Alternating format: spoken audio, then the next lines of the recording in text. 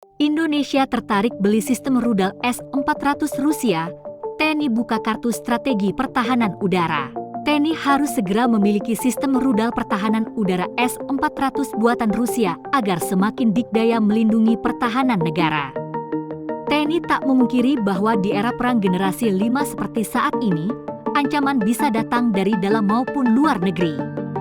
Salah satu kekuatan yang harus ditambah dan ditingkatkan adalah kemampuan TNI dalam menjaga pertahanan udara negara tercinta. Dalam kesempatan tersebut, TNI blak-blakan menjelaskan rencana mereka dalam meningkatkan pertahanan udara. Pentingkah memiliki sistem rudal S-400 buatan Rusia? TNI membutuhkan peningkatan pertahanan udara. Pembelian alutsista semacam S-400 tidak bisa dilakukan sesuka hati. Perencanaan pembelian alutsista tidak hanya tergantung TNI, tetapi juga ada aspek-aspek lain yang harus dipertimbangkan, termasuk aspek politik. Menyinggung soal aspek politik, sebab memang kewenangan pembelian alutsista tidak terletak pada TNI, hal itu merupakan kewenangan Kemenhan. Terlebih lagi sistem rudal S-400 merupakan buatan Rusia, yang artinya akan menimbulkan permasalahan baru berupa sanksi CAATSA dari Amerika Serikat.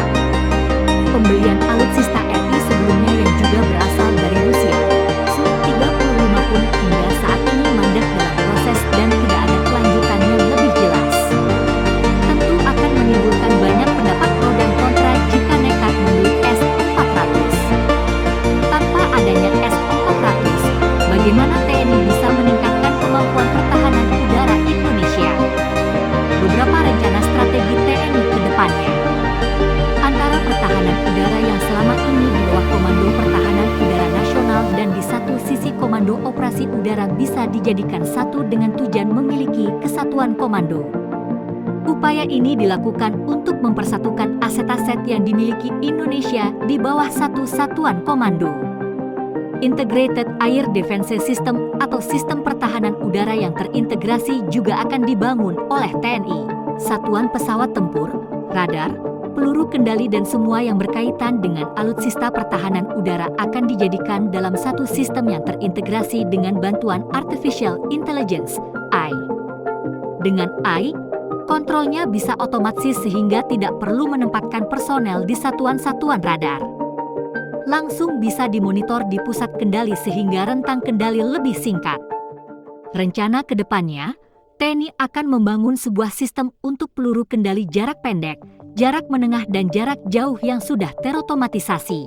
S-400 senilai 5,43 miliar dolar Amerika untuk 5 set resimen Arhanud S-400.